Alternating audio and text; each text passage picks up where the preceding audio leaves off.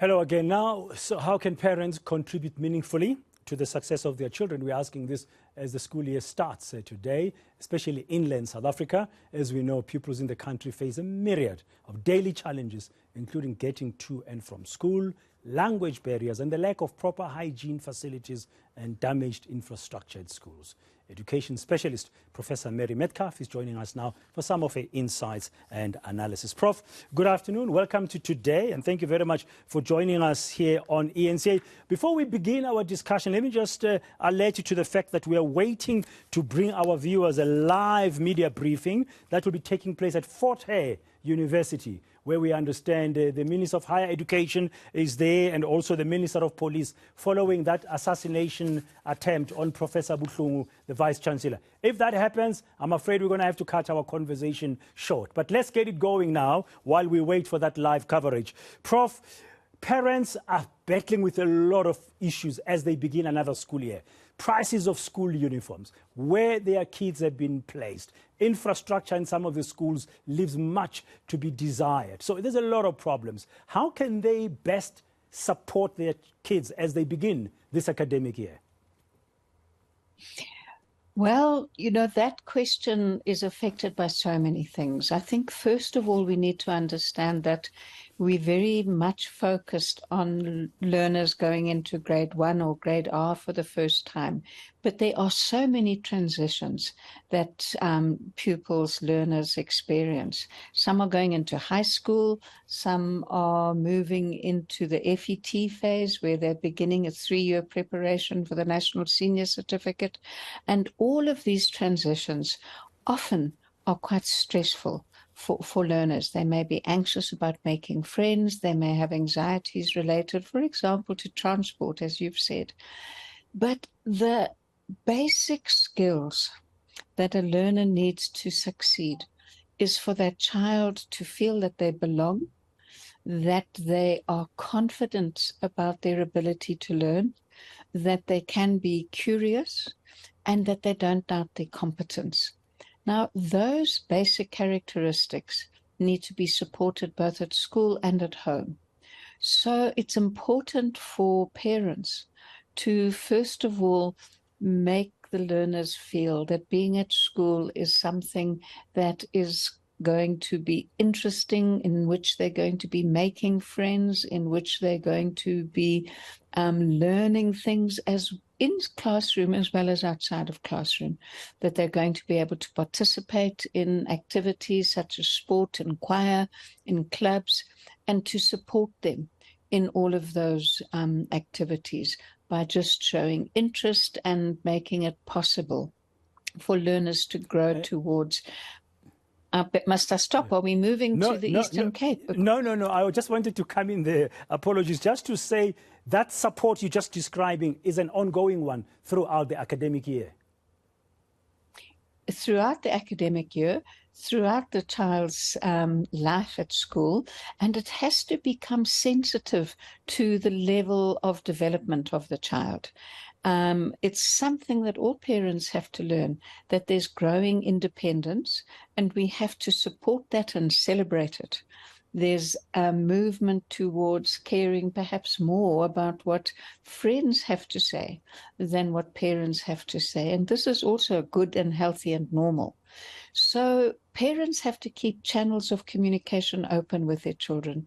They have to be able to provide support. That work that needs to be done at home is done without over-involving themselves and reducing the child's own independence in terms of that work. So it's hard for parents who often work all day or have other challenges, but a constant attention to how are you doing, what's happening at school, tell me about your friends, but not in an interrogatory way, but supporting the growing independence of children and forming good relationships with the school. Yeah, so it's important. Parents must be involved. They can't just be disengaged from the school. Well, that's precisely where I want to make the linkages to the features that you had before we started talking. Teachers, I know that sometimes there's teachers who have given up. and doing things we don't accept. But I will continue to assert that in all of the work I do in education, 90% of teachers are doing their best in difficult circumstances, such as the ones that you profiled, often without the necessary resources. And the most important thing that I think parents can do to support their children is to cultivate supportive relationships with the school, where through the school governing body and other structures of the school, we support schools to do better despite the challenges that they're facing. Schools can't do it on their own. They need parents, they need the community. Yeah, you've mentioned grade ones, you mentioned grade 8. I mean, for grade ones, moving from R to grade 1 can be a very big event in any family at any time. And then grade 8, the start of high school. But I think in about 8 days' time, we're getting the matric results from the class of 2022. But there are many students, many people starting matric year this year. I mean, what advice would you say would be important for the class of 2023 as they begin it? Well, the class of 2023 is going to be interesting in the sense that that class would have been in, let me just think. So 2023, they were in the NSC, it's 12, 2022, 11, 2021. So they would have been in grade 9 in the first year that we were so negatively affected by COVID. They would have lost a lot of time, but this is the first cohort since 2020 that in their 3 years of preparation, they haven't been terribly affected by COVID in the way that other classes have.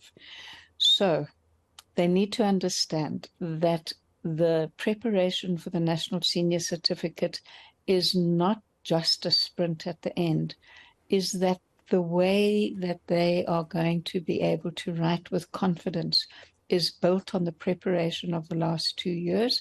And if they didn't work as hard as they would have liked to, they've got the whole of this year to prepare, because they will have their school-based assessments to do. They'll be able to work out how they're doing relative to other learners, and they have to just keep working with discipline, with clear study plans, with a clear program of what they need to revise in all of their content areas.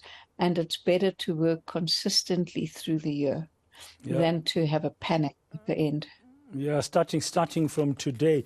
But I mean, overall, it's going to be a challenging year, I guess, for many pupils in matric, for the reasons you've mentioned, because of the impact of the pandemic, but less so than the class of 2022. So they really have to grapple by both hands and get moving. Except that what I want to urge families, teachers, but parents and communities to really concentrate on is that children who lost time in the early years of grade 1, 2, and 3 over the last 3 years of the pandemic may and are likely to have lost key skills in learning to read and numeracy. And that is going to be something that we need to keep on building by providing opportunities to read for pleasure, to do things in the field of numeracy and maths that are engaging, so that we can make up that lost time, because the foundations have been shaken.